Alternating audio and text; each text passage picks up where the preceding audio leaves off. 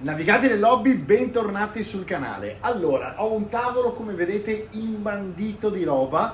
Prima di metterla via volevo farvi vedere un pochino di novità. Allora, oggi guardiamo insieme una panoramica di quelli che saranno le nuove puntate, perché il canale è entrato ovviamente grazie a voi in monetizzazione. Cosa significa? Significa che da adesso in poi potrò finalmente fare quello che avevo in mente fin dall'inizio, fin da 2 anni fa, cioè una vera e propria TV che abbia un palinsesto con tutte le serie, una qualcosa. Ci arriveremo per gradi, perché ovviamente purtroppo ho un altro lavoro e una vita e quindi devo comunque avere a che fare anche con quello, e avrò bisogno di tempo per fare questa cosa, più ancora di quanto ne ho impiegato fino adesso, ma lo troveremo e lo faremo. Per il resto vi faccio vedere che cosa hanno fatto gli sponsor per aiutarmi con questo canale, perché sta diventando una cannonata, gli sponsor se ne sono resi conto e quindi oggi guardiamo una bella panoramica di tutte le novità che stanno per arrivare sul canale. A tra poco!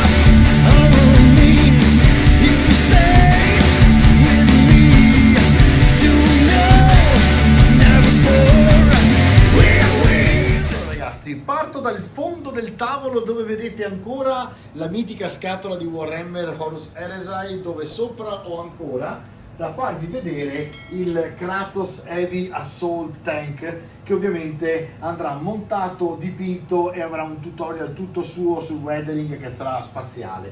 Poi abbiamo già parlato dei manuali, quindi non c'è bisogno di dire altro. Queste cose fantasmagoliche viola che vedete sono niente un po' di meno che il Kickstarter di My Dungeon, che nel frattempo è finito in maniera clamorosa, perché hanno superato i 12.000 euro, sta andando alla grande, il goal era 2.000, quindi strasuperato il goal.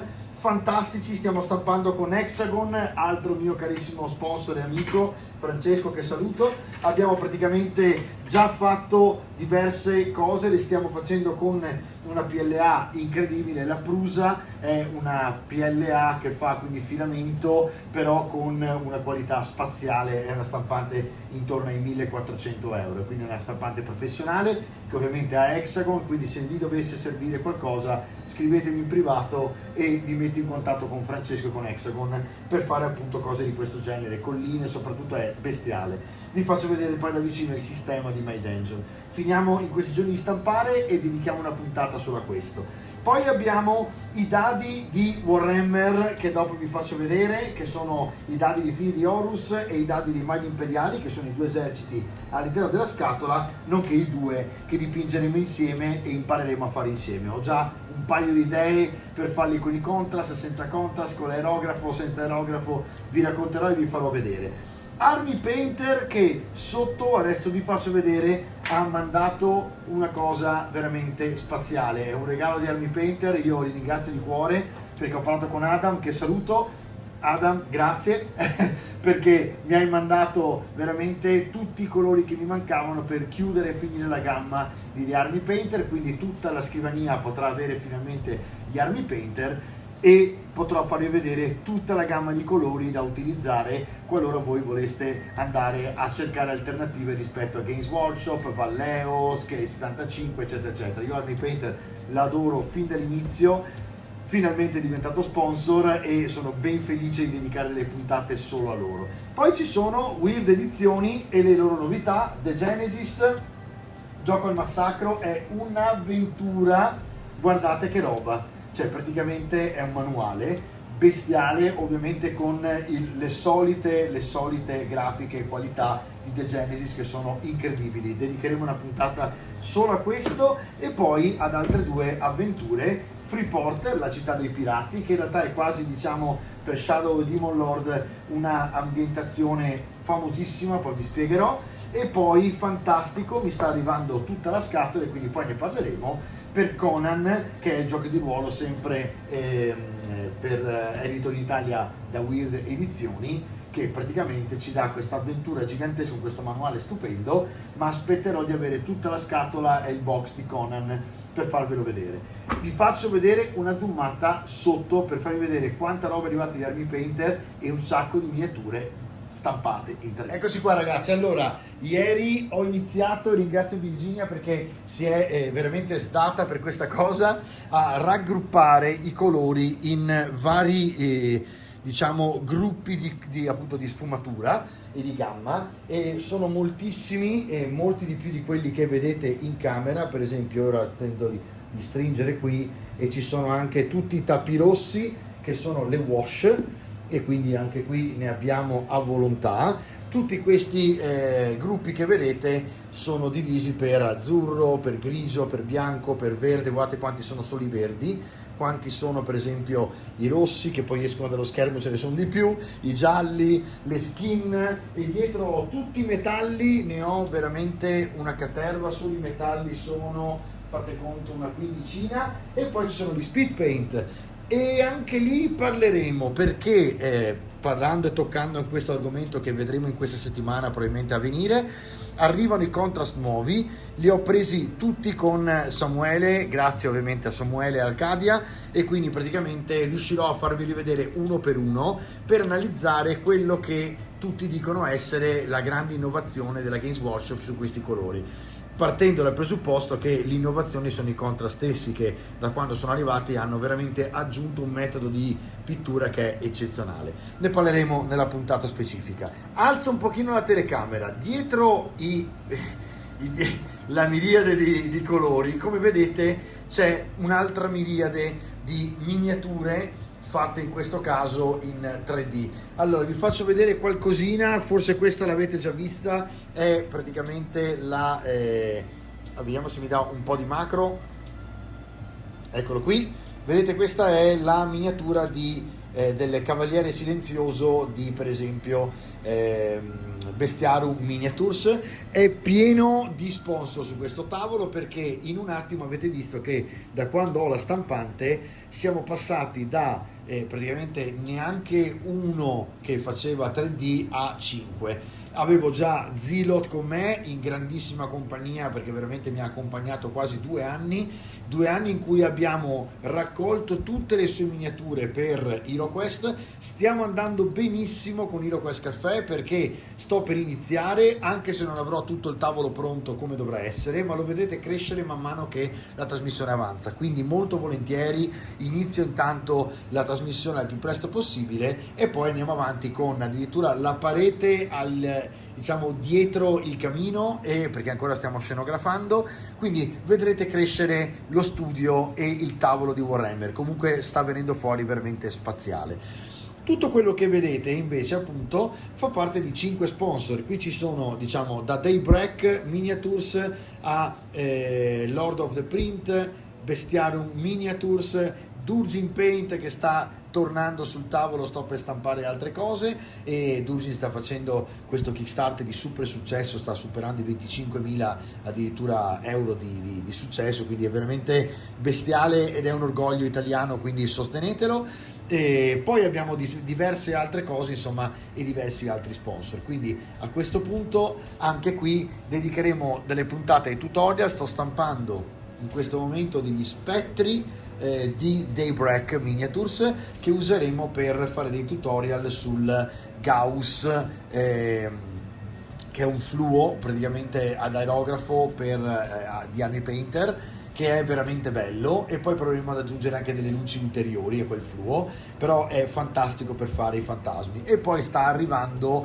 ovviamente anche il contrast. Sostanzialmente prima avevamo il Tesseract Glow e il Hexwright Flame, che erano 2 technical. Adesso il contrast praticamente aggiunge anche le ombre a questi technical e rende appunto fosforescente quasi il colore, quindi molto sgargiante e potente da vedere.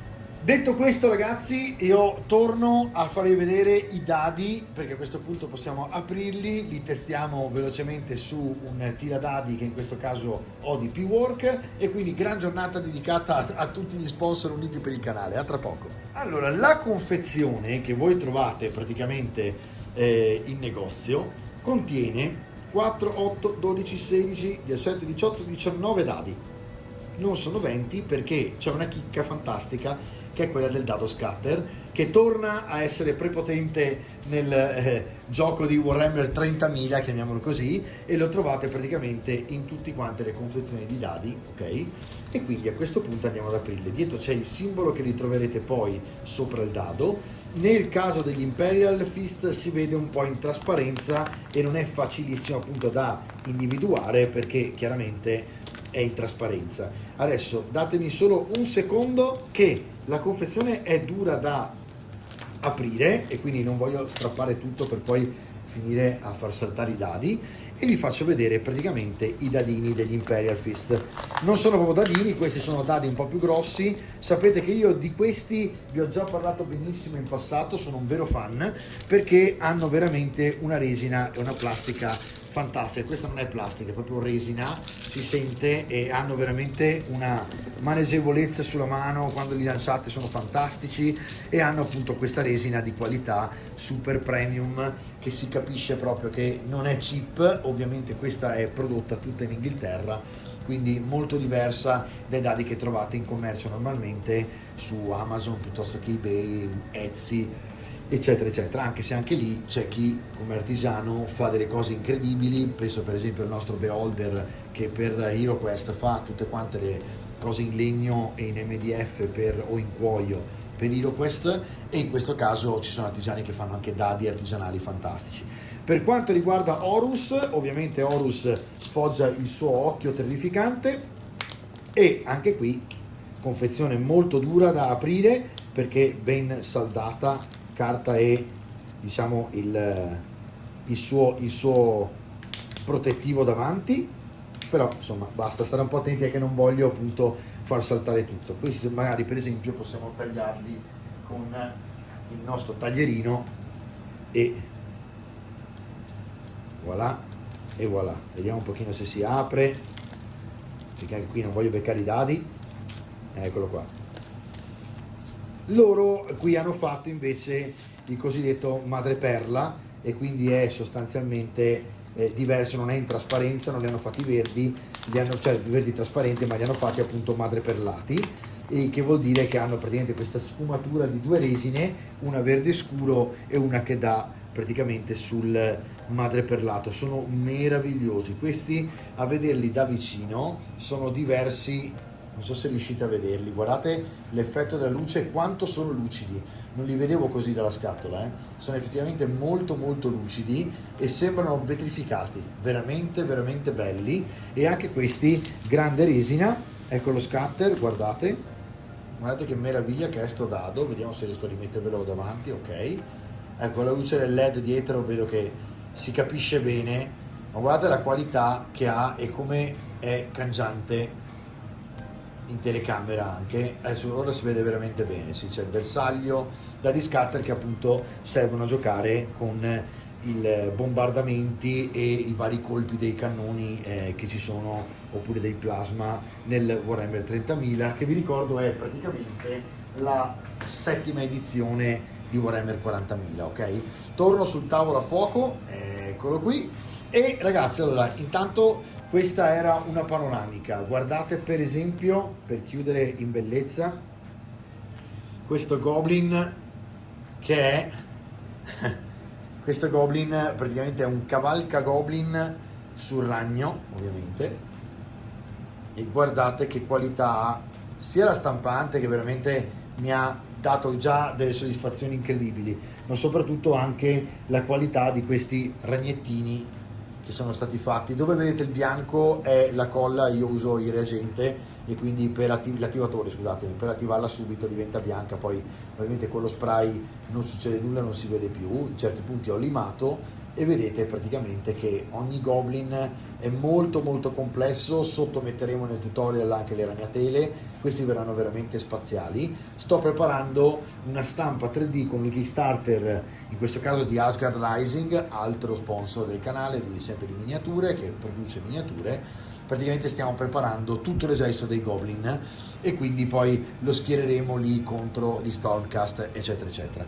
Questa era la confezione che mi avevano mandato saltando di palo in frasca, tornando diciamo ai colori. Mi hanno mandato questa confezione, non la mandano così normalmente per chi sta comprando l'upgrade, è fatto come se fosse l'upgrade. Questo è stato mandato e fatto probabilmente per appunto chi come me ci lavora con loro, e quindi mandano in box, e quindi erano confezionati diversamente. Avete visto la foto, vi rifaccio vedere un panorama. Ovviamente qui state vedendo il My Dungeon con i tutorial che stiamo facendo, strada facendo, ho fatto un gioco di parole. Dietro praticamente adesso vi farò vedere nelle prossime puntate come fare le rocce. Abbiamo un'altra novità spaziale e con questa per oggi chiudo la puntata, perché vi farò vedere anche questa cosina qua. A tra poco. È arrivata in questa confezione super artigianale, ma è veramente funzionale. Questo è spaziale, ragazzi. Adesso vi faccio vedere che cos'è questo e cosa c'è nella confezione, perché l'ho pagato non più, mi sembra, di 23-24 euro, ed è bestiale. Dentro ci sono 4 sacchetti di flock che è altamente elettrostatico, e vi spiego come funziona. Vi danno all'interno della confezione anche un pennello. Questa roba qui l'ho trovata su Amazon, non è uno sponsor, ma mi serviva per farvi vedere l'erba statica di Green Stuff, che invece appunto è sponsor, e quindi vi farò vedere questa cosa. È proprio un miracolo della scienza, della piccola scienza fatta in casa. In poche parole, voi avete ovviamente un doppio filo positivo e negativo, ok? Questo praticamente si tiene vicino al tavolo o vicino comunque all'erba quando voi andate a stenderla. Aprite il coperchio, spero che sia a fuoco, ragazzi, ok? All'interno mettete l'erbetta e poi richiudete semplicemente. L'erbetta verrà filtrata da questo retino e premendo il bottone si attiva il positivo e anche così il negativo. Batterie, le batterie sono semplicemente 2 batterie AA, ok? Quindi niente di terrificante da ritrovare e reperire. E in questo modo, premendo il bottone e tenendo questo vicino, voi fate cadere l'erba sul punto che avete già incollato col pennello. Nel mio caso userò anche lo spray, che è più comodo, sempre Green Stuff, lo trovate in mezzo ai primer nel sito. Spruzzate la colla spray e dopodiché passate con l'erba. Con vari passaggi di erba, sempre con la colla spray eccetera, vi farò vedere come si possono creare dei prati con l'erba che cade in piedi grazie all'elettricità statica e dopo può essere pettinata come volete voi per creare l'effetto vento nel campo, che è una cosa meravigliosa, nonché incollare più colorazioni diverse di erba per fare un prato più realistico, e poi magari in mezzo metterci fiori eccetera eccetera. Tutto questo lo useremo ovviamente quando nei tutorial inizieremo il tavolo gigantesco 1,80 m per 1,20 m di Hobbyville, dove praticamente ricostruirò con un Kickstarter che ho già finito, ne devono arrivare a luglio diciamo i file STL, stampiamo le case degli Hobbit, che sono sostanzialmente le facciate in resina e i camini e le botti del giardino eccetera, e poi costruiremo le nostre staccionate, le nostre cose, per cui faremo praticamente delle case degli Hobbit sparse in giro per il tavolo, e voi potrete combattere nel battle report e vedere i battle report delle praticamente battaglie fantasy all'interno di questo scenario, come se fosse appunto nella contea. Ragazzi, io faccio un breve recap e poi ci ritroviamo sparati dritti come dei matti dalla prossima puntata con i tutorial. Dobbiamo tornare a dipingere, sono un po' di puntate che non lo facciamo, e quindi ripartiamo a fuoco e fiamme.